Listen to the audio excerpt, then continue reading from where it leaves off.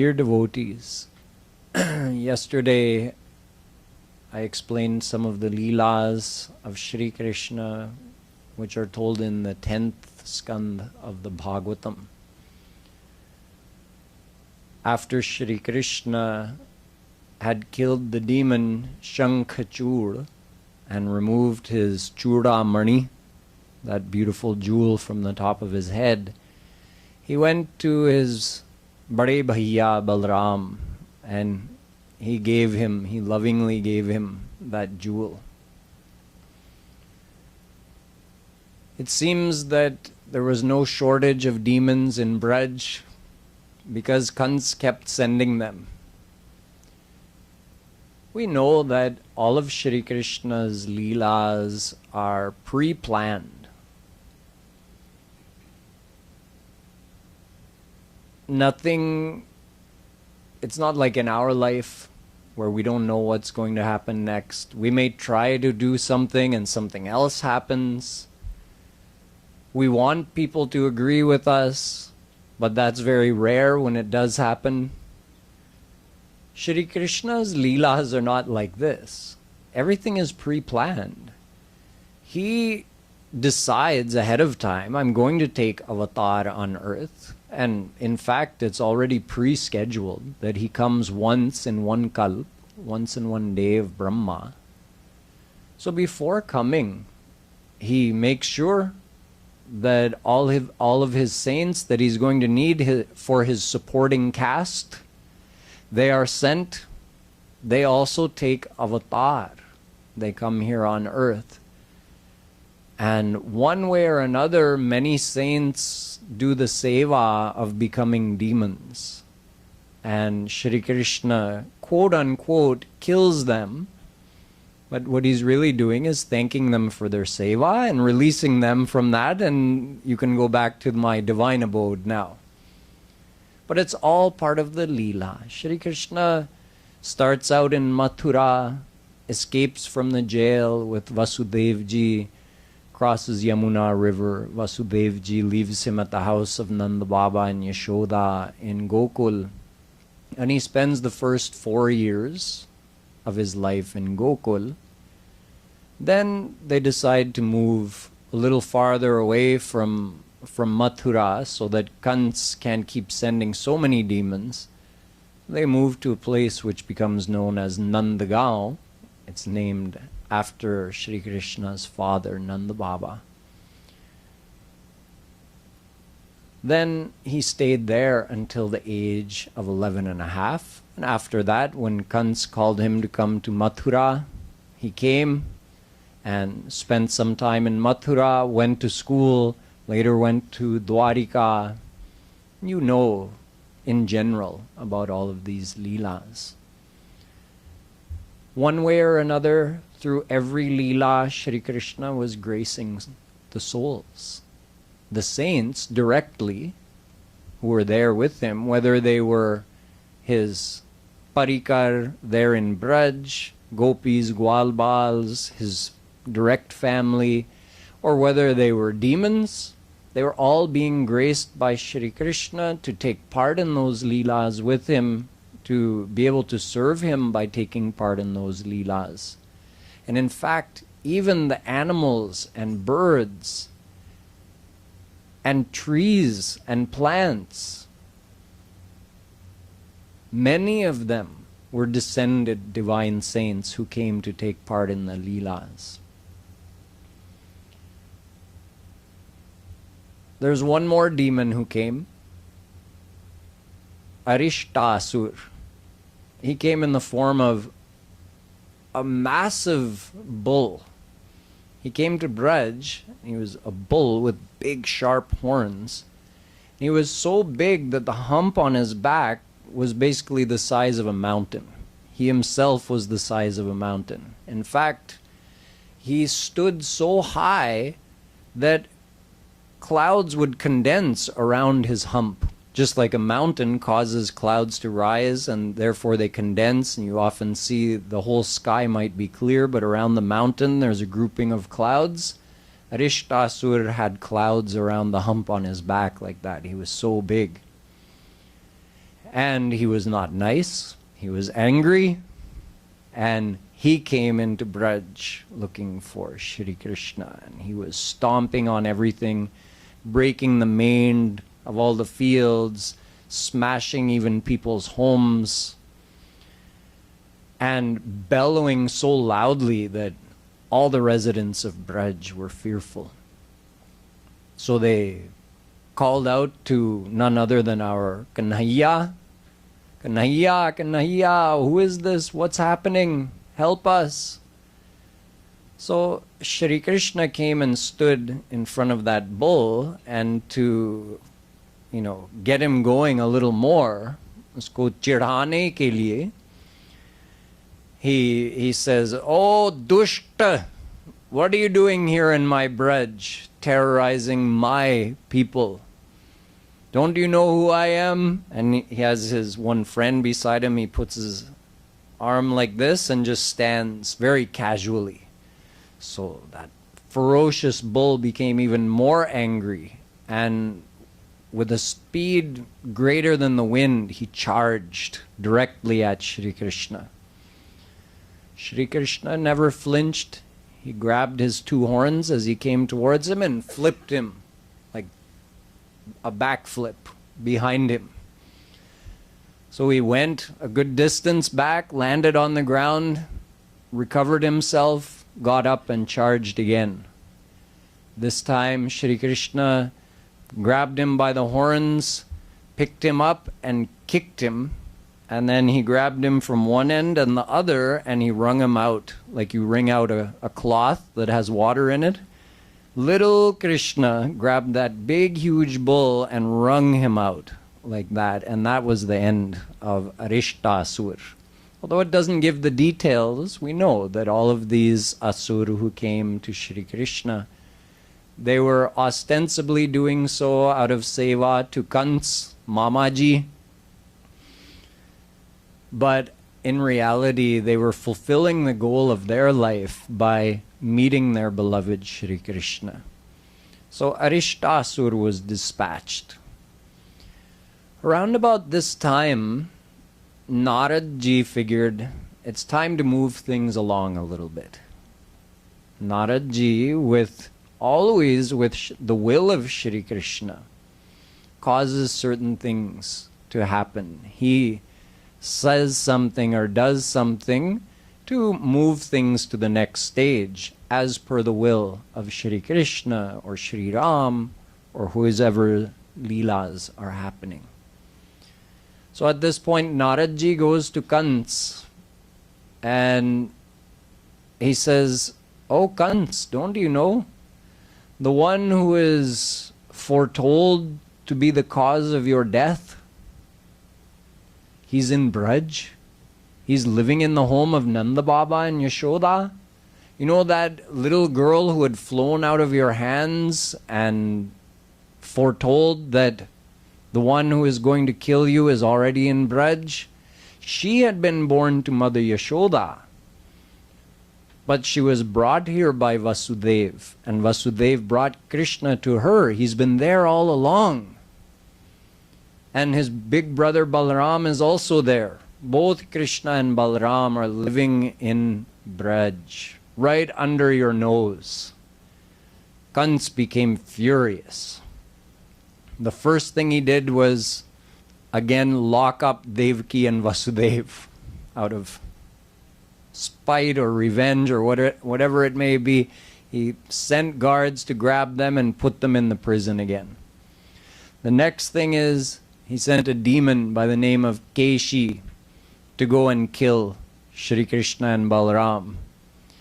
And the next thing is he called his ministers and his big wrestlers and the master of the biggest, meanest elephant in the whole kingdom. A real giant. So he called all of them and he said, "I've got a plan." He called Akrurji as well. So he told them, "We're going to call Krishna and Balaram to come here to Mathura, and we're going to arrange a Dhanush Yagya, similar to the Dhanush Yagya that Shri Ram took part in at Sitaji's Swayamvar. So, ministers, I want you to arrange for the construction of a huge stadium so that all the citizens from Mathura and my kingdom and from surrounding lands as well can come and watch. They can witness this. So the ministers were given instructions. Chanur and Mushtik, the two greatest wrestlers, biggest, strongest wrestlers, as well as quite a few other wrestlers, were instructed that you are going to have to wrestle against Krishna. But he told the Mahabhat, the controller of that big, gigantic elephant, that you first position yourself outside the entrance to the stadium, and when Krishna attempts to enter, you have your elephant trample him. But if by some chance he gets past the elephants, then the wrestlers will challenge them to wrestle. I mean, they're just little boys, Krishna and Balaram. How hard could it be to kill them? So Chanur and Mushtik, you'll be tasked with wrestling against them and killing them. So this is Kansa's big plan, to organize this Dhanush Yagya, and he tells Akrurji that you go and don't tell him anything except that, I've brought this beautiful chariot for you and you've been invited to witness this Dhanush Yagya. Please come and observe the glory of your ancestral place, Mathura, where you were born, where all of your forefathers are from. So we're inviting you to come and take part in this event. Just tell them that much. Don't tell them anything else. And then when they come, we'll take care of them. Kans had plans for world domination. Yes, he says, oh yes, because if I get rid of Krishna and Balaram, then my father, Ugrasen, from whom he had stolen the kingdom and put him in jail, says, my father, Ugrasen, although he is old, he's still very greedy to get his crown back. And Krishna and Balaram would want to help him. So once I kill Krishna and Balaram, Kans is so evil, he says, I'll do the same to my father and the rest of his supporters, and then everyone that's left is with me. Jarasandh, who has a huge kingdom, he's going to support me. Narakasur is going to support me. All these other kings, they're all on my side. So I'm going to rule everything. All I have to do is kill these two little boys, Krishna and Balaram, and my whole plan will fall into place. So Akrurji was sent to Braj. Keshi had been sent ahead, actually. Keshi went there, but that's a short story. He also reached there, went into Vrindavan, actually, and there's a place there nowadays you can see. It's called Keshi Ghat. It's where Shri Krishna took a bath in Yamuna after killing Keshi. So Keshi came in the form of a huge horse. As big as Aristasur was as a bull, Keshi was as big as a horse. And the mane, the hairs on his back and his tail, because he was so tall, when he moved around, those hairs would make the clouds break apart and move around. He was so tall. So he came into Braj and he started stomping around. He was so big and heavy that it basically caused an earthquake when he walked around. So Shri Krishna, of course, came and faced him head on, and he roared at him. He didn't say anything, he just roared. So that got Keshi ready for a fight. He charged at Shri Krishna. Same thing, Shri Krishna grabs him by the hind feet, twirls him around, and throws him. He gets back up after some time, regains consciousness, and he charges at Shri Krishna with his mouth open, charging at him to swallow him. So Shri Krishna goes like that, and he swallows his arm on the way in, knocking out most of his teeth. And then he just made his arm swell up. And Keshi also swelled up like a balloon, and that was the end of him. So Kanha dispatched Keshi, and then he went to the place which is now known as Keshi Ghat. It's one of the most popular places for people to go and bathe in Yamunaji. So he went in there and had a holy bath in Yamuna. So the final demon that Kans had sent had been dispatched. Akrurji was on his way. He had been given Agya to come and call Shri Krishna and Balram to Mathura. But before we get to that, there's one more beautiful description called the Yugal Geet, which comes. It's one of the final Leelas described for Shri Krishna's time in Vraj. In the Yugal Geet, the gopis are talking amongst each other about Shri Krishna. Shukdev ji says, Krishna every day went out to graze the cows with the Gwalbals, and every day when he went, he took the hearts of the gopis with him. So the gopis thought about Shri Krishna the whole day, and they also sang his Leelas. That's how they spent their day, with difficulty, missing him so much, thinking, when will the evening come when he's going to come back and we'll get to have his darshan. In this way, gopis started talking amongst each other. And this is called Yugal Geet because the shloks are paired. Yugal means two or both. So the first pair of shloks describes something, it's in the words of the gopis. The gopis are describing about Shri Krishna's appearance in the first shlok of the pair, and in the second shlok of the pair, they're describing about the effect of his flute, his murali.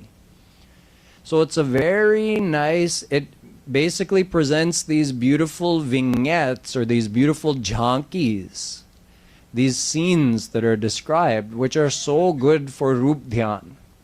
These are beautiful descriptions where there's not necessarily a lot of action happening, but it's describing different scenes of Shri Krishna and the effect of his flute. I mentioned yesterday that the effect of Shri Krishna's flute is one of his special qualities. It's called his Murali Madhuri. Satyam Jnanam Anantam Brahma. Ved says that God has unlimited powers and unlimited qualities. In Shri Krishna, those are revealed in totality, which is why he's called Purnatam Purushottam Brahm. Purna means full. All the other forms of God are none other than Shri Krishna. Shri Krishna himself is Ram. Shri Krishna himself is Vishnu, Shiva, Durga, etc. In those other forms, he's not revealing himself in totality, although he is still himself in totality, but he's not revealing it externally through his actions or his appearance. You see, as Ram, although it's the same Shri Krishna, but he's not revealing in full his playfulness, his lovingness. Shri Ram doesn't play on the flute. Why? Because that's a very special divine attribute of Shri Krishna that is only revealed in those Leelas of Braj. It's not revealed in the Leelas of Shri Krishna, it's not revealed in the Leelas of Sri Ram. So let me share a little bit of this description with you. It will hopefully help you, give you some ideas for your Rup Dhyan. Rup Dhyan is the most important thing in a person's devotion.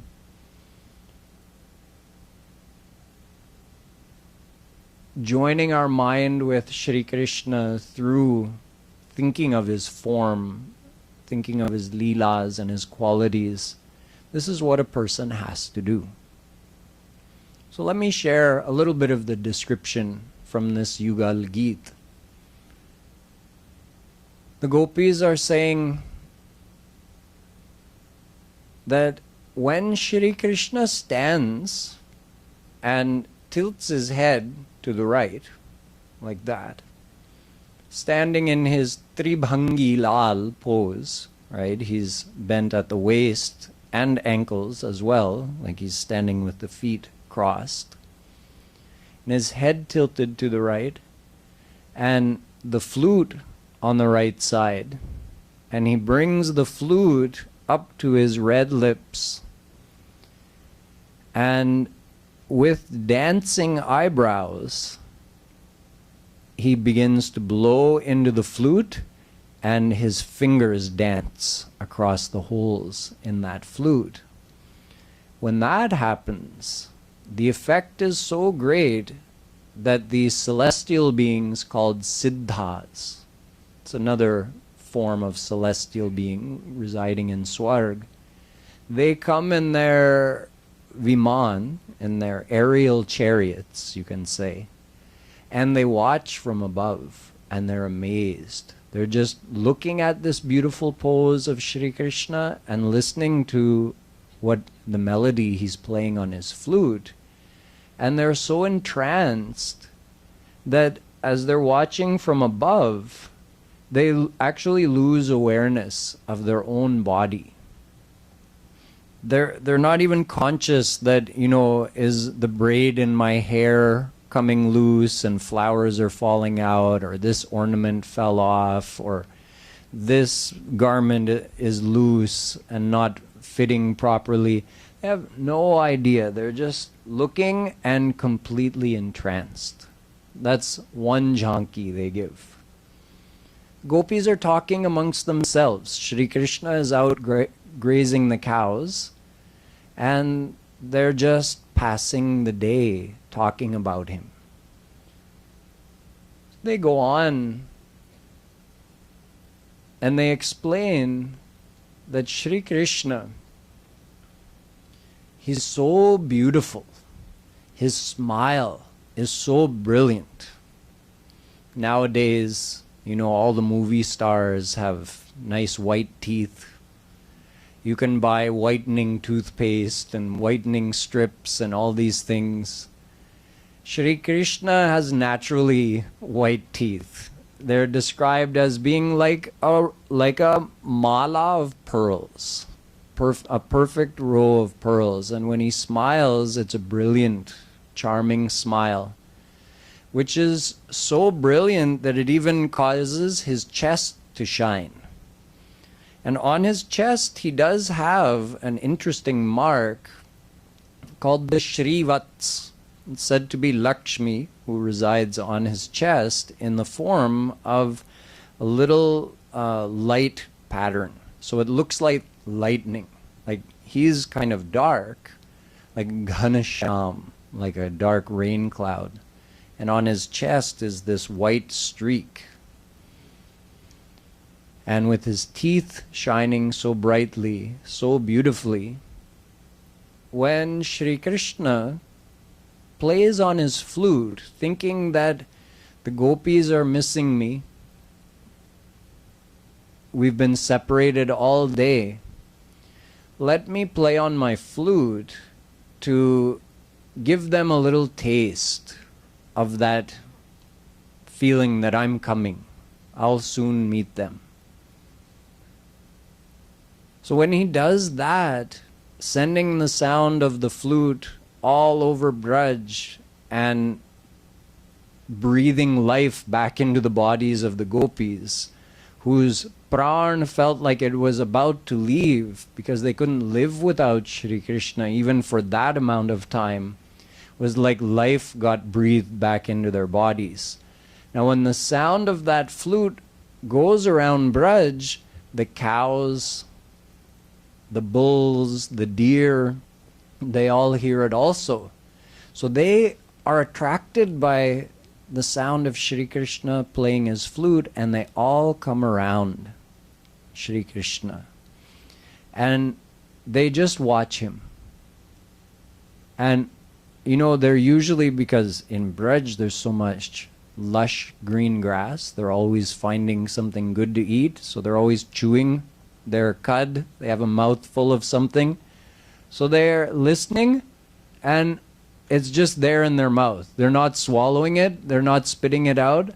They're also entranced listening to Shri Krishna, and they've become still like statues. There are 8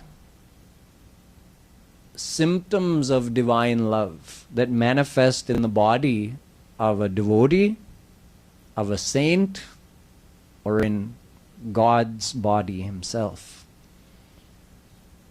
Stambha svedotha romancha svarbhedotha vepathu vaivarnyamashru pralaya ityashtau satvika smrita. Rupa Goswami says, these are the 8 signs that someone is receiving Shri Krishna's divine love in his heart, and it's manifesting in his body because it's overflowing his heart. The first symptom is called stambh. You know, like a kambha, a pillar, it stands perfectly still. So it is said that the effect of Shri Krishna's flute is so great that all the char become achar. All the animals that move around when they hear his flute, they become in a state of divine love absorbment, hearing the sound of that flute. See, those cows, those bulls, those deer, the animals of Braj, it's been explained that, let's say somebody does devotion to Radha and Krishna directly with Madhurya Bhav, they'll go directly to Vrindavan, become a gopi. Let's say they do devotion with Vatsalya Bhav, they'll go to Golok Abode and get that relationship of parent to child with Shri Krishna. If they do devotion to Radha Krishna with Sakhya Bhav, they'll go there to Golok Dham and get to become one of Shri Krishna's sakhas.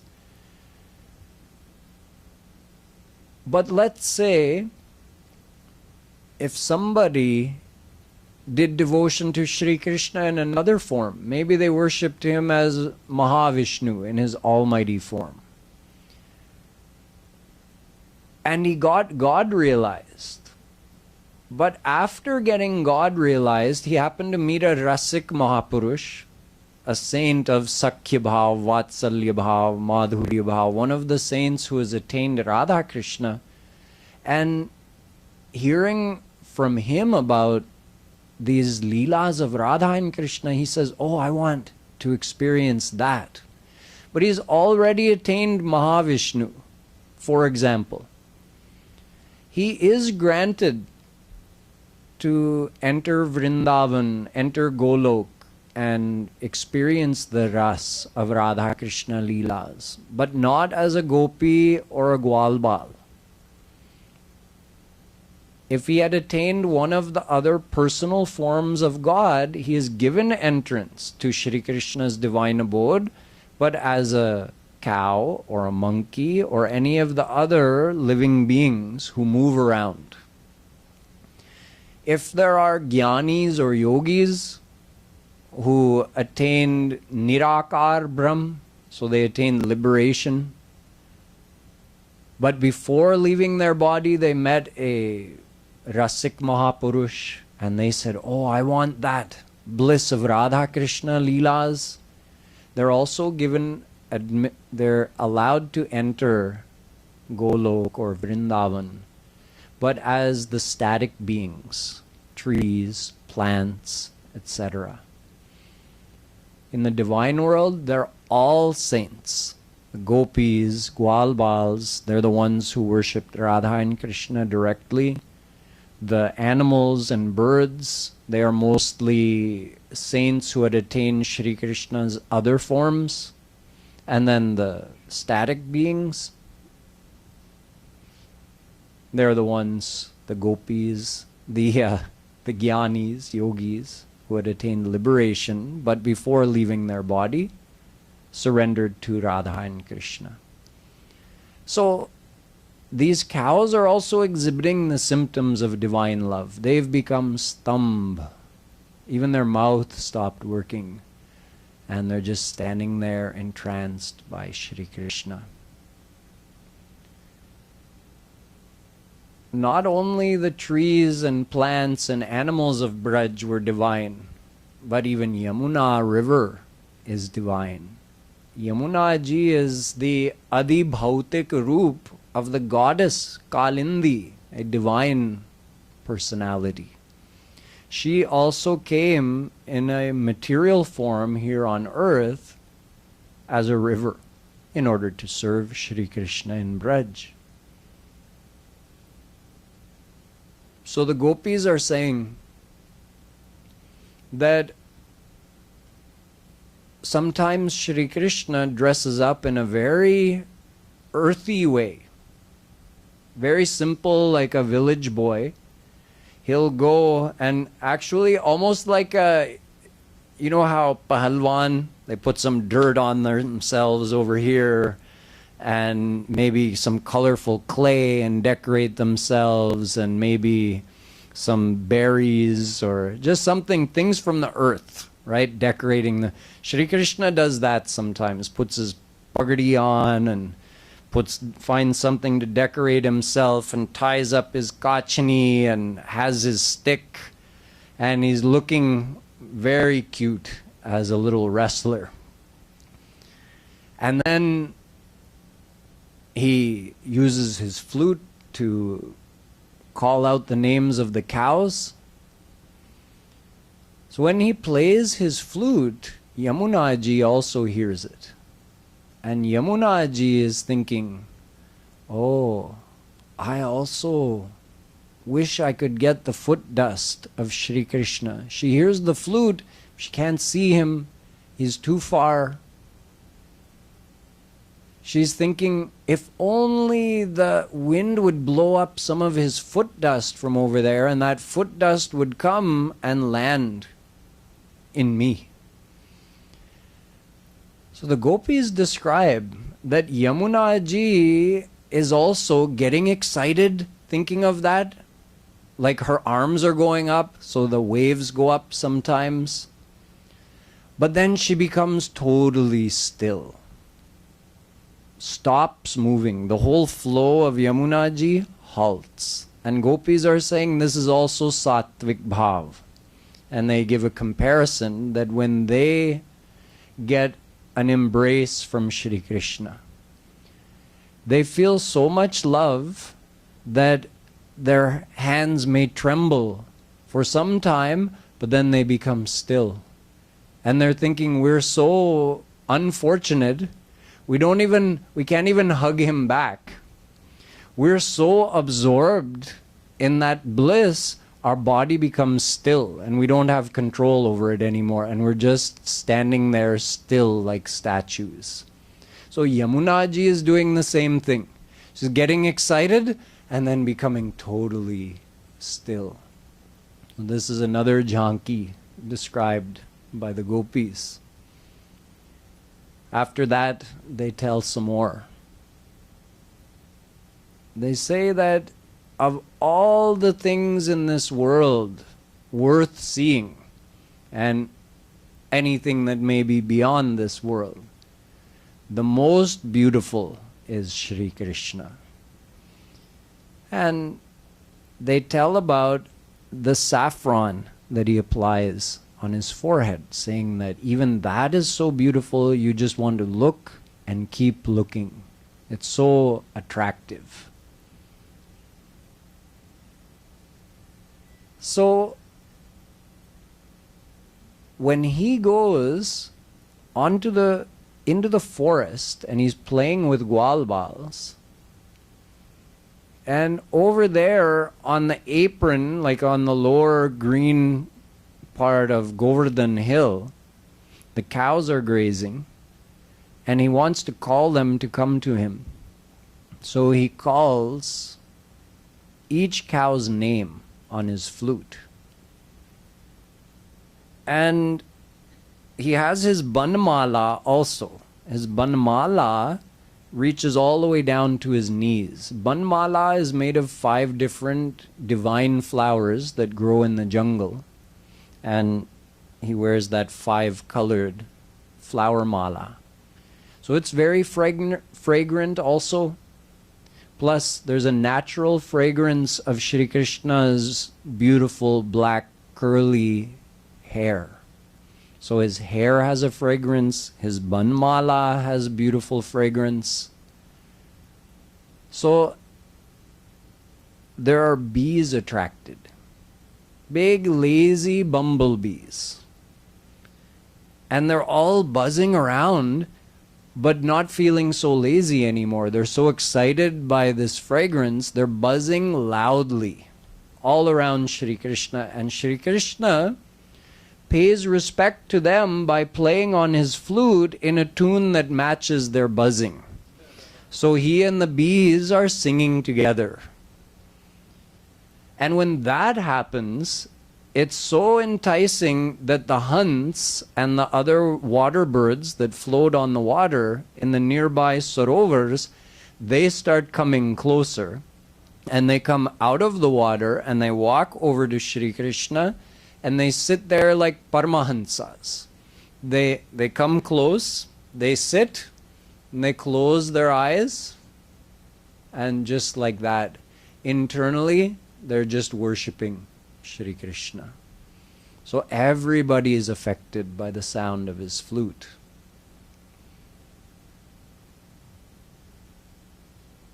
They go on to explain that sometimes when Shri Krishna plays on his flute, all the trees and bushes and vines, they also hear it. As I explained, they're divine personalities. So as he's playing on his flute, the trees become laden with flowers, and the vines as well, and the shrubs. Not only flowers, but fruits just start getting bigger on the vines, on the branches. So they start bowing down like this, all the way until they touch the ground, as if they're doing pranam to Shri Krishna. And just like a person, one of the sattvic bhav is tears from the eyes. Similarly, all of these static beings, it's like now they've started to move, right? They're bowing down, whereas the moving creatures, the char, they've become achar. Now the achar are becoming char. They're moving, they're bowing down, and instead of tears from their eyes, they start dripping sweet sap from all of their pores. It's just starting to come out of them. The effect of the flute is so thrilling to them. It's like it's melting their heart. The gopis tell another beautiful scene. They say that when Shri Krishna stands upon the top of Govardhan Hill, at that time Govardhan was quite tall. So when he and Balaram stand up there on the top of Govardhan Hill, and in order to rejoice the whole world, filling his flute, the sound of his flute, with blissful feelings, he plays on his flute. It's like he's embracing the whole world and everyone in it. So when that happens, even the clouds get excited. And the clouds come and want to be a part of that. So they kind of gather over Shri Krishna. And hearing the sound of his flute, they start softly rumbling. But the cloud is also careful. I shouldn't rumble too loudly to overpower the sound of the flute. And I also shouldn't rumble out of tune. I should be in tune with Shri Krishna's flute. So Shri Krishna is playing and the clouds are just lightly rumbling, and it's like they're having a jugalbandi. So they're both matching each other. And the cloud is also thinking, okay, there's too much sun on Shri Krishna right now, let me cover over top of him. And wanting to do more seva, the cloud lightly drizzles down. Just some little puffs of rain, almost like flower petals would feel. Just some little puffs of rain to cool Shri Krishna on this hot day. And in fact, gopis say sometimes there are devtas who hide up in the clouds and they do shower little flower petals on Shri Krishna secretly. What else do gopis describe? Well, we heard about the siddhas, we heard about the cows and bulls and deer, we heard about Yamunaji, we heard about the trees and all the plants and bushes, we heard about the bees, we heard about the birds, we heard about the clouds. Sometimes Shri Krishna will stand and he wears different kinds of malas.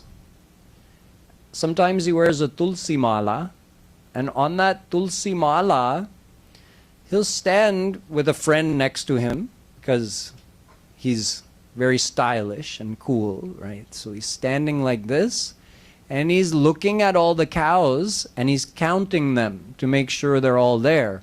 So he's counting them on his tulsi mala. He looks, that one's there, that one's there, that one's there. So he's just resting on his friend's shoulder and doing that, and at the same time with one hand playing on his flute. So it's quite a beautiful vision. And when that happens, a lot of times the deer will come around and just surround him, like leaving all of their other activities, they'll all just come and surround Shri Krishna.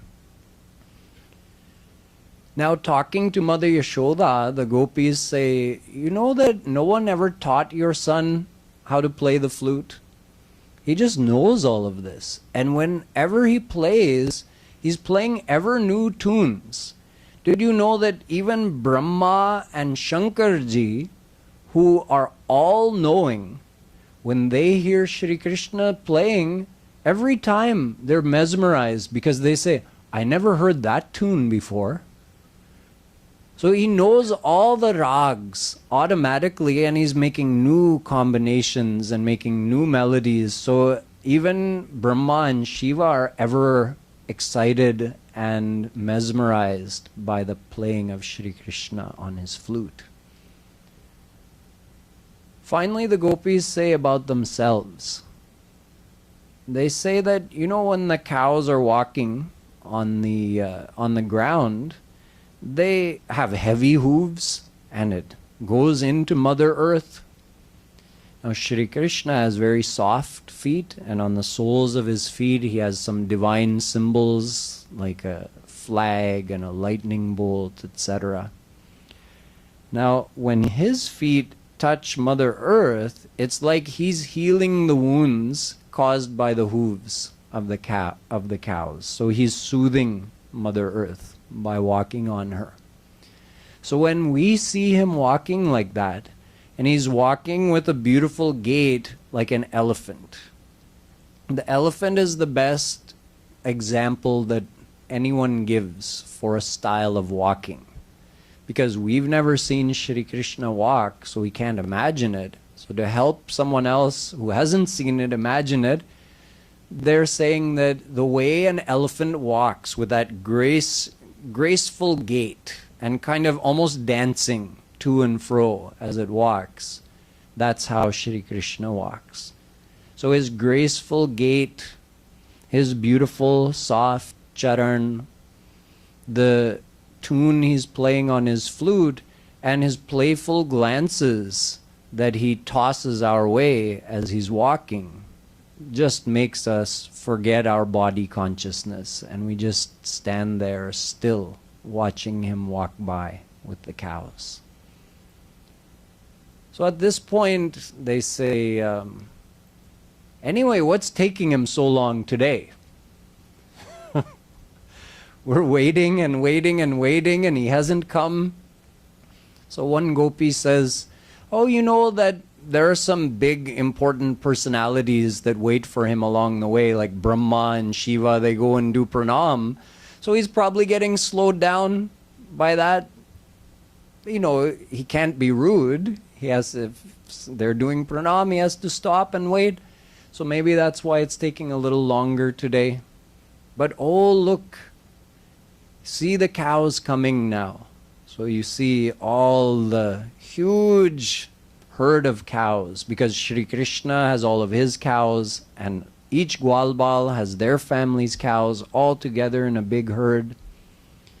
So then the gopis describe Shri Krishna coming back into the village and passing their home, where they were waiting the whole day, even as they were doing their chores, just waiting with such an excitement to meet Shri Krishna when he's coming back. So they're saying, oh, look, isn't it so beautiful how, because he's been walking behind the cows, the dust from their hooves has flown up, and all of that braj, it has settled on his banmala, it's settled on his beautiful shiny hair. So he's further decorated with the dust of braj. And look how he's walking with Gwalbals, talking to them, glancing our way here and there, playing on his flute, and just like a big procession coming through past the gopis' homes. So the gopis have a very short time to have darshan, just as he comes and then goes to his house. So they're watching him because the Gwalbals live all the way along the way as well. So they're saying, oh, look, he's saying goodbye to that friend, and that friend is taking his cows and going towards his house. And then, oh, he's saying goodbye to that friend, and look, now he's passing my house. And in this way, Shukadev Ji says, the gopis passed every day like this, completely absorbed in thoughts of Shri Krishna, talks of Shri Krishna, just engrossing their mind in thinking of him night and day. So this is a little glimpse of that beautiful Yugal Geet described by Shukadev Ji of the conversation of the gopis, told in the 10th Canto of the Bhagwatam. I'll tell some more Leelas further ahead tomorrow, where we'll get to hear a very important part of the Bhagwatam when Akrurji comes and requests Shri Krishna and Balaram to go to Mathura, and they take leave of the gopis and Radha and Mother Yashoda and everyone and go to Mathura. So there's an important devotional thing to understand about Shri Krishna's leaving Braj, which we'll discuss tomorrow. Boliye Vrindavan Bihari Lal Ki Jai.